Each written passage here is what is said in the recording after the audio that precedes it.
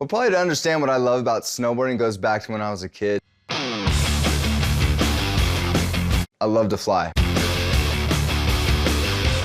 Like jumping out of trees, off fences, off roofs. And when you're in the air on a snowboard, gravity's pretty much gone. Well, at least till you hit. Then that kind of hurts sometimes. Andy Finch was 12 when his dad took him to the slopes for a day of snowboarding as a reward for good grades. When he saw what the other snowboarders were doing, he was hooked. What really captured me was when a snowboarder came flying off a roller that I'd never seen anyone catch air off before, and he made it look good. He did what's called a grasser or method, and it looked amazing. I'm like, Dad, that's what I want to do. Living just down the road from a ski resort, Andy spent hours on the slopes. Eventually, he started competing. I think within 3 or 4 years, I'd won a national title, and then I started getting sponsors. And that's when I started to meet people and get noticed, and I just kept winning bigger and bigger events. Won nationals, then I won Junior Worlds. The year after I won Junior Worlds is when I got thrown on tour. In 1998, he turned pro at 17 years old.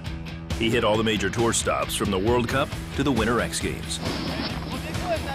I definitely had goals set in my career, and I think I wanted to be the best. I wanted to be known as one of the best and be at the top of the game. But the wide-open lifestyle of a pro snowboarder pulled him away from his Christian upbringing.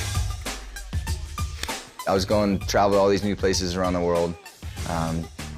Yeah, I mean, what comes with freedom? You know, partying, and you could kind of just blow money at will. And I think as far as what I was telling myself, I was lying to myself. I was lying to myself that everyone does this. That was kind of a turning point where I turned my back on God. Even though I believed He existed, I believed Jesus died for my sins, I basically said, I'm gonna go off and do this. And I went for it. Andy partied as hard as he competed. He also became sexually active. The following year, at the 1999 Gravity Games, he took a 40-foot fall on a quarter-pipe run, badly injuring his knee. At the age of 18, I had my first major injury. It was shortly after I made that decision to be sexually active. So all of a sudden I start stirring like, man, am I getting these injuries because I'm being sexually active, because I'm disobeying God? After surgery, Andy took a year to recover before returning to competition. But now he was finding it difficult to keep his head in the game. But I still was able to just ignore it. I was still able to find my support crew, focus, you know, deal with my coaches and talk through stuff and figure out my game plan and stick with my strategy. That wasn't what turned me from my sin.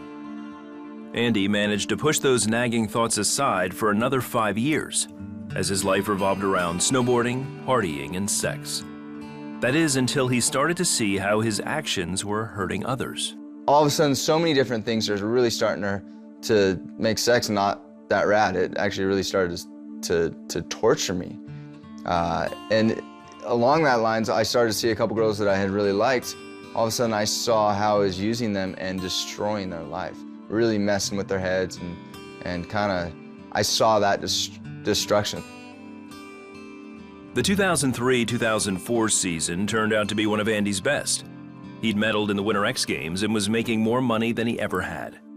But come September, he could no longer ignore the feelings of guilt that were forcing their way to the surface. Like, all right, God, this is your deal. I know I still want to live that lifestyle. You know, I still want to do those things.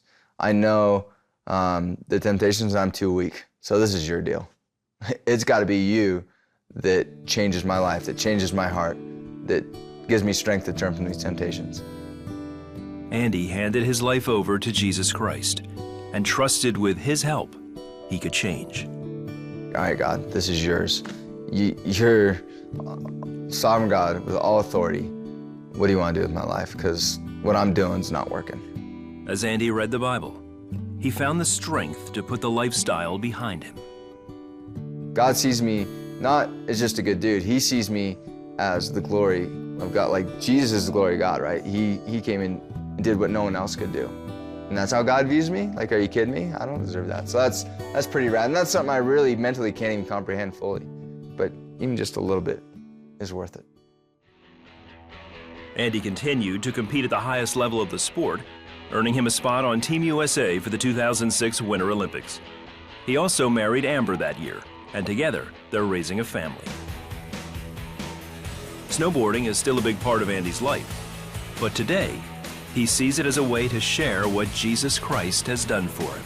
As good as I try and be, I'm still a sinner, that I still fall very short. I know mentally the things I struggle with now, but I understand that God has a love for me that is going to, he sees me as perfect, only because of Jesus, not because of anything I did. And out of gratitude and out of thankfulness, I desire to be obedient to him.